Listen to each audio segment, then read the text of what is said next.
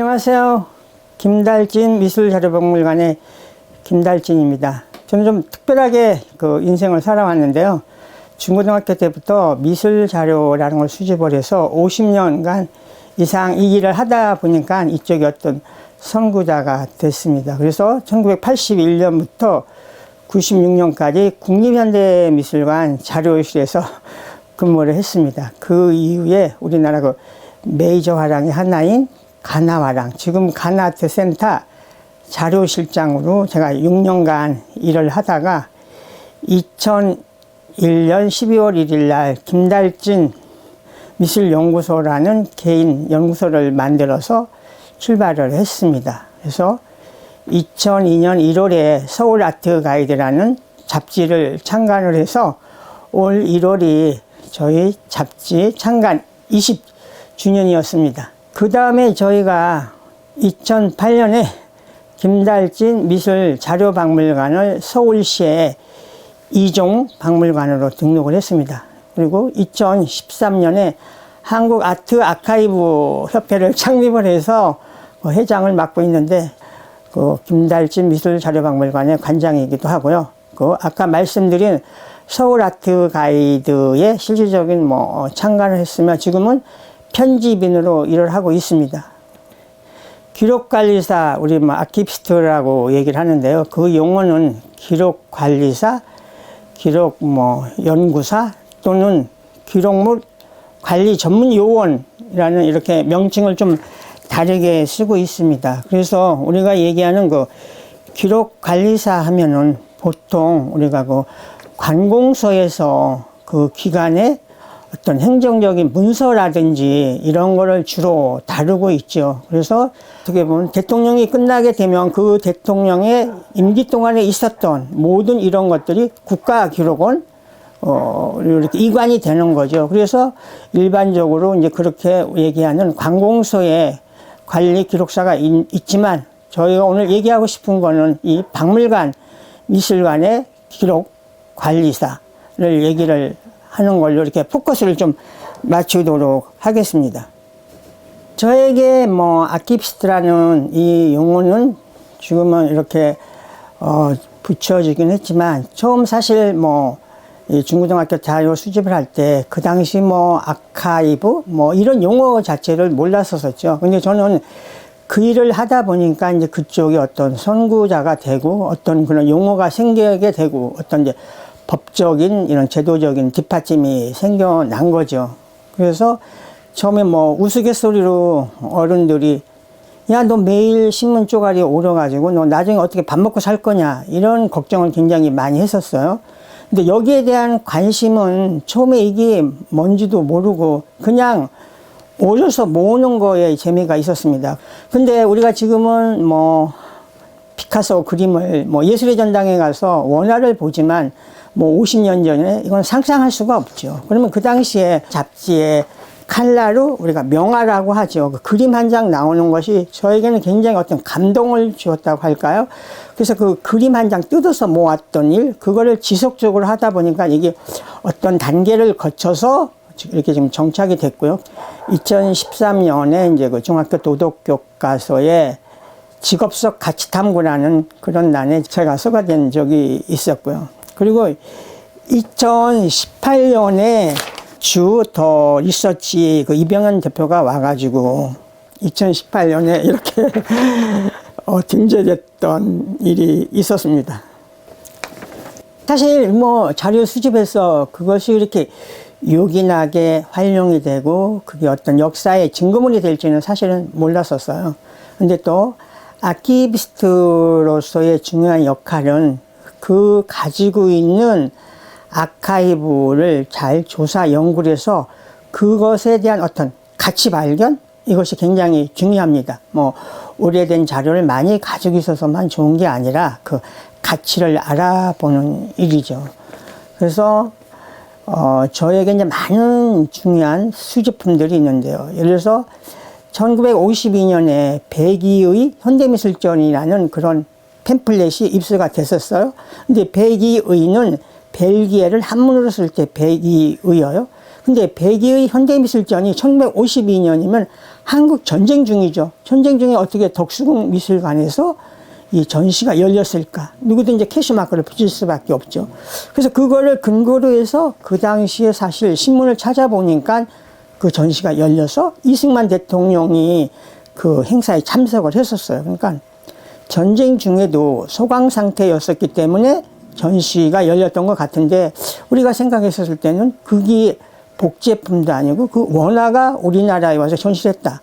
이건 어떻게 보면 몰랐던 역사적인 사실 하나의 발굴하는 근거가 되는 거죠. 놓치기 쉬운 이런 걸 어떤 근거, 증거물을 가지고 미술사에 기록을 하게 되는 거죠.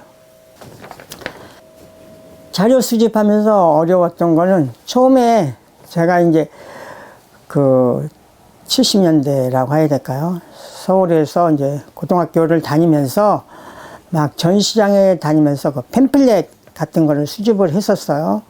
그러면 이제 팸플릿을 만들어지면 작가는 자기를 알리기 위해서 여기저기 이렇게 발송도 하고 또 오는 사람들한테 판매도 하고 또는 이렇게 그냥 증정도 하게 되고 그러죠. 자료 수집하러 가셨을 때 이제 저한테 그런 얘기를 했었어요.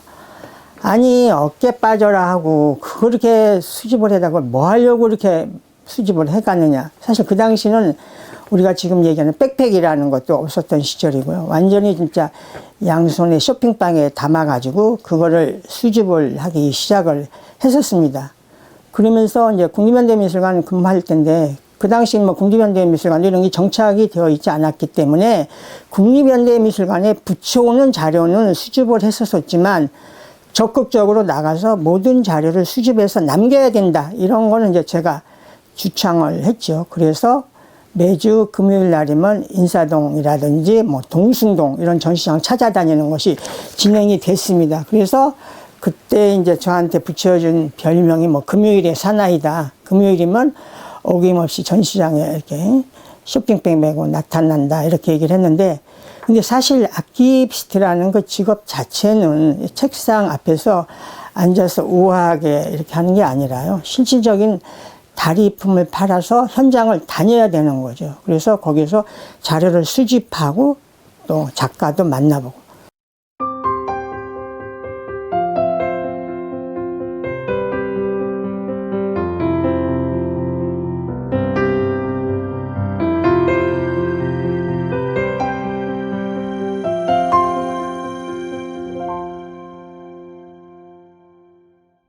제가 많은 자료를 수집을 하다가 언제부터인가는 이제 그 인사동에 코베이라는 경매를 드나들게 됐었어요. 거기에서 사실 제일 먼저 제가 그 옥션에서 구입했던 것이 1921년에 나온 서화협회 해보라는 거를 거기에서 처음 제가 낙찰을 받았었습니다. 그때 정말 재미있었던 거는 그 서화협회 해보는 우리나라 최초의 미술 잡지라고 이야기를 할 수가 있습니다. 1984년도 국립현대미술관 근무하면서 한국 근대미술 자료전이라는 전시를 열렸을 때 그 두 권을 저희가 서지학자 안충근 선생님한테 빌려서 전시를 했었던 건데요. 그리고 나중에 반환을 했었었죠. 근데 그것이 세월이 흘러서 지나가다 보니까 그 코베이 경매에 나왔다고 누가 저한테 얘기를 줬었어요. 근데 거기 가서 보니까 거기 나왔어요. 나중에 어쨌든 그 서화협회 해보는 제가 그 두 종을 낙찰을 받았어요. 저희 가지고 있는 많은 소장품 중에서 가장 대표적인 소장품이라고 할 수가 있습니다. 그래서 몇 년 전에 국립중앙박물관에서 전시를 하면서도 한국 서화협회 해보 저희 1, 2호를 대여를 해갔습니다. 네, 이것이 저희 또 소장품 중에서 또 그냥 자랑할 만한 건데요. 이게 조선 아동 화담이라는 책인데요. 이게 1891년에는 일본에서 나온 겁니다. 근데 이게 또 특징적인 거는 우리 조선시대의 그 풍속화가 기산 김중군의 그림 열점이 여기에 실려 있는데요. 여기에서 조선의 아이들이 어떻게 놀고 있나 이런 거를 일본 사람의 시각에서 본 거예요. 그래서 제기차기, 뭐 연날리기 이런 것들이 여기에 이제 이렇게 수록이 되어 있습니다. 그래서 이거 자체를 우리가 2015년도에 공개를 했는데요. 이것이 굉장히 희귀본이었습니다. 그래서 민속원이라는 출판사에서 저희가 이걸 소장하고 있는 것이 당시 조선일보, 국민일보에 기사가 나니까 출판사 사장이 쫓아왔어요. 그 말만 들었던 건데 어떻게 그 책을 가지고 있느냐. 그래서 여기 지금 보여드린 거는요. 이건 영인본입니다. 이거를 나중에 그 민속원에서 다시 찍고 그 앞에 일본어로 된 거를 그대로 싣고요. 그 이후에 영인본을 만들면서 한글로 이렇게 번역본을 해서 이 책을 영인으로 해서 민속원에서 낸 거예요. 그래서 뭐 많은 더 여러 가지 아주 귀한 이런 것들을 저희 많이 가지고 있습니다. 앞으로 아트 아키비스트 아니면 기록관리사, 이게 사회적인 요청이라고 할까요? 이런 것들이 많이 필요한데요. 제가 2016년부터 한국외국어대학교 대학원 정보기록학과에 지금 강의를 나가고 있는데요. 그 예술대중문화 아카이브를 제가 대표 강사로 이렇게 그 과목이 개설이 됐는데, 기록물 관리, 문서 관리 이런 쪽에 이제 했었던 사람들이 오고, 또 뭐 대학원이니까 지역에 있는 사람들도 많이 와서 강의를 듣고 이렇게 했었습니다.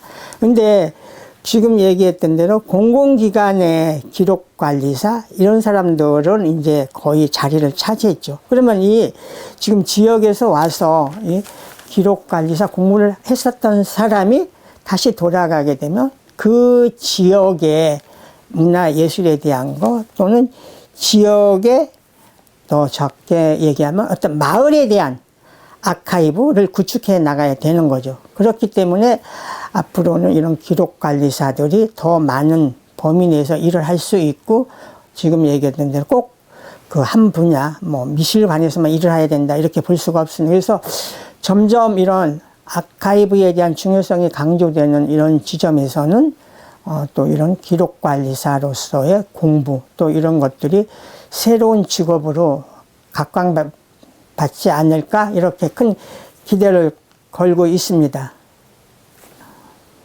아트 아키비스트 기대를 걸어도 좋을 것 같습니다. 좀 머지않아 우리가 얘기하는 등록된 박물관 미술관에 우리가 큐레이터 한 명을 공식적으로 채용해야 된다는 어떤 법적, 제도적인 뒷받침이 되어 있듯이 앞으로는 그 방면에 기록관리사가 필요한 거죠. 이런 법적 제도가 머지않아서 이렇게 제도가 될 것 같고요. 또 하나는 이런 것들이 어떤 역사적인 사실, 그것뿐만 아니라 지금 벌어지고 있는 일을 어떻게 잘 정리하고 기록해서 후세에 남겨줘야 될 것인가, 이런 것들이 또 아키비스트가 해야 되는 거죠. 예를 들어서 제주도립미술관 같으면은 제주도에 대한 작가에 대한 어떤 미술단체에 대한 이런 거를 아키비스트가 정리를 해야 나가야 되기도 하지만, 제주도립미술관에서 현재 일어나고 있는 어떤 전시, 어떤 교육, 또 어떤 뭐 예산에 대한 문제, 이런 것들이 우리가 기관 아카이브라고 하죠. 그러면은 현재 일어나는 일들을 후세에 남겨주기 위해서는 기록관리사가 제대로 정리하고 보존해서 남겨주는 거죠. 그래서 이렇게 점점 아키비스트가 해야 할 일들이 펼쳐져 있고, 여러분들이 기록관리사에 대한 큰 꿈을 펼쳐나가기를 기대합니다.